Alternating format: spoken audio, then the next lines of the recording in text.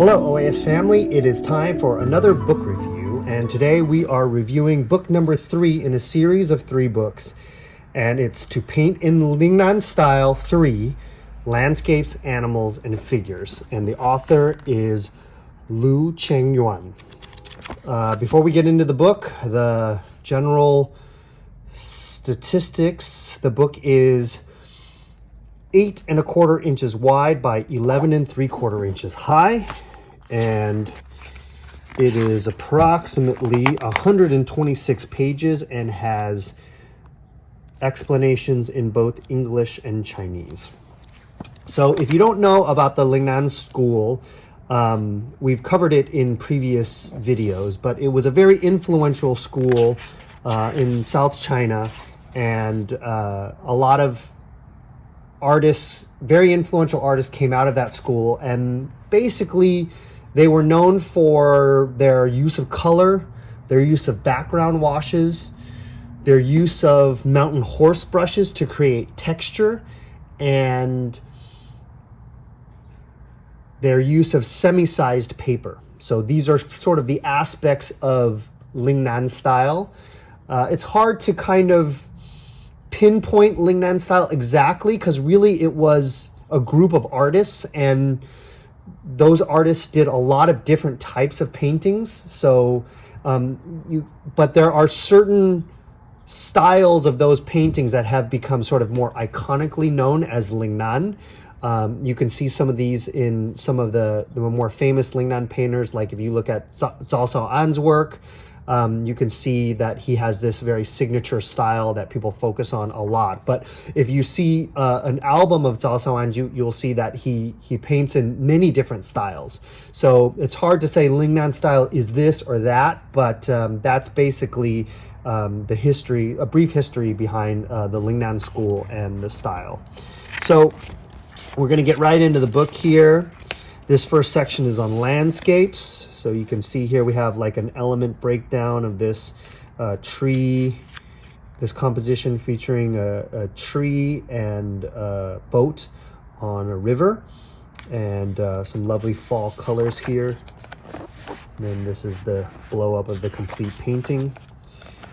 Here is a looser style, very dramatic mountain composition showing an element breakdown, and then into the final painting, a couple different shots of landscapes of this style. We have a scholar on the shore with a autumn tree in the foreground, and this is some sections that talk about autumn painting techniques in general.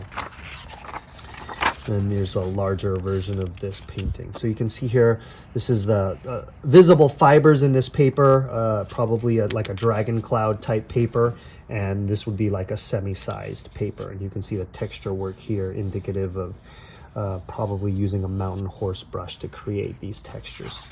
And then of course the color use. We have winter painting techniques, so we're now sort of doing a landscape of the 4 seasons here. And break down finally this finished painting that shows this rendering in the snow. Beautiful sort of winter colors.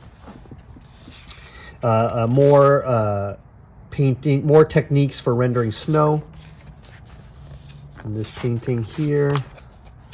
Then we have wind and rain. So we can see here that it's getting very abstract to represent the effects of the wind and rain on the composition. Clouds and mists.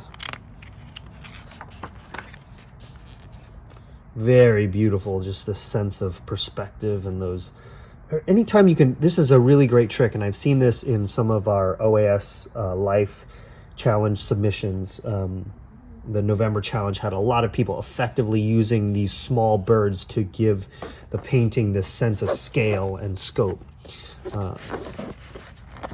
So great little technique. Waterfall. This is, oh man, this is the first ever rainbow that I've ever seen in a Chinese painting. That's kind of cool. All right, rosy clouds at dawn.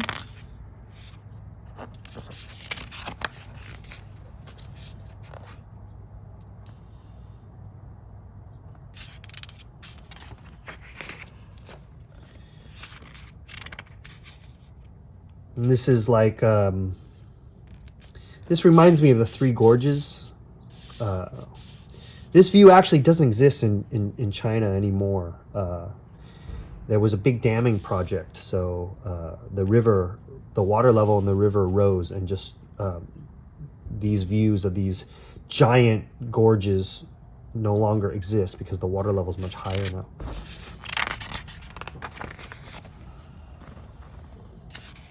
Look at that beautiful sense of scale there with these little tiny boats, and there's white cranes in that painting, really nice. All right, these are moonlight painting techniques. Now we're getting into the animal section. This mouse painting has very signature sort of Ling-nan, these more like minimalist style elements where they use detail selectively. Like, you know, you can see these little pieces of fruit here have some nice detail and some outline, but then the rest is very, very abstract. It's really a great technique.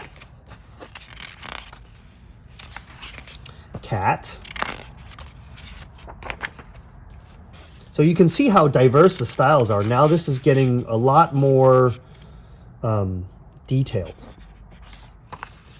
These cats and dogs are much more detailed than some of the previous paintings.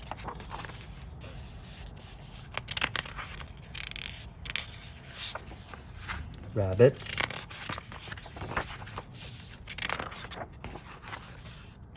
Deer.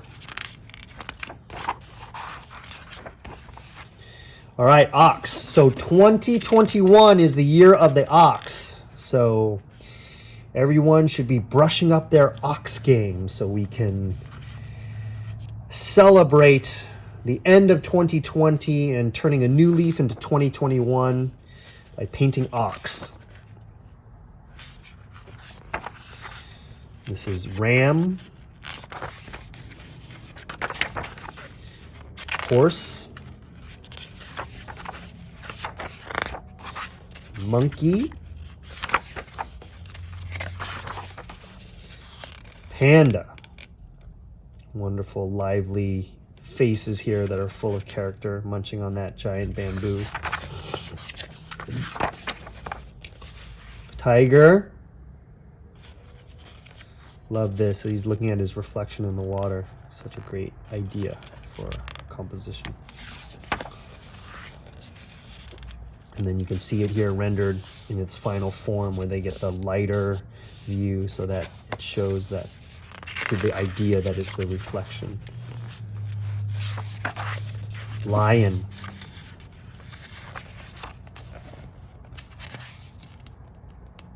Very nice use of color there on the eyes. Very striking. All right, figure section.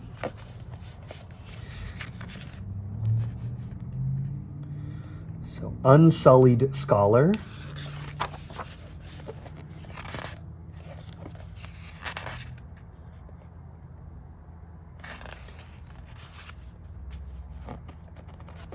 This is Zhonghui.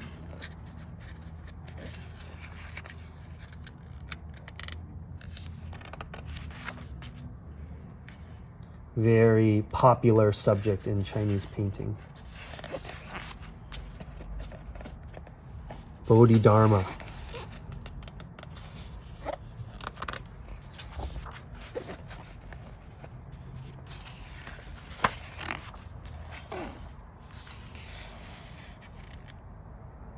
Beautiful lady painting.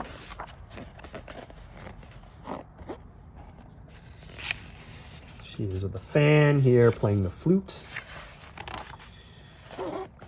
Children painting techniques. This is quite modern looking. Little departure from the previous works. But again, showing how diverse and dynamic the style can be.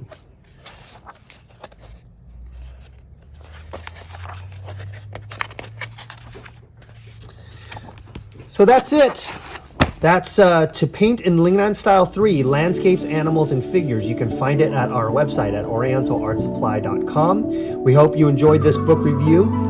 If you liked this and want to see more content like it, make sure you like and subscribe, and make sure you hit that bell notification so you get notified whenever we release a new video. And we thank you for watching, and we wish you happy painting.